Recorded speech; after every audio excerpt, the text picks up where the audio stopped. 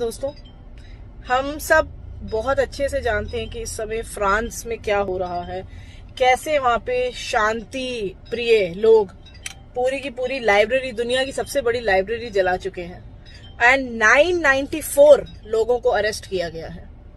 दोस्तों, सोचने का विषय क्या है, मैं इस घटना के बारे में आपको अवगत कराने के लिए नहीं बोल रही, सिर्फ मैं ये बोलना चाहती हूँ कि फ्रांस में ना तो मोदी जी हैं, ना आरएसएस है, ना बीजेपी है, तब भी ये सब हो रहा है। क्योंकि जब भारत में कुछ होता है तो लोग कहते हैं ये तो बीजेपी वाले करवा रहे हैं, दंगे भड़का रहे हैं, दोनों मजहबों को लड़ाना चाहते हैं, शांति प्रिय और हम काफिर जो उनके हिसाब से हैं। लेकिन फ्रांस में तो ऐसा कुछ नहीं है। तो दोस्तों, ये भगवान ना हमें ईश्वर रिमाइंडर्स भेजता है कि तुम्हारे साथ भी ऐसा हो सकता है, तुम्हारे साथ भी ऐसा हो सकता है, लेकिन हम तो सेक्युलर हैं।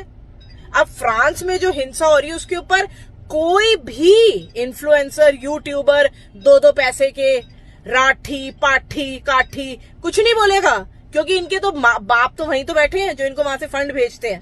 तो दोस्तों, ये समझ लीजिए कि यूरोपियन कंट्रीज तक नहीं बच पा रही इस कहर से, और हम यहाँ बैठ के भाईचारे की बातें कर रहे हैं।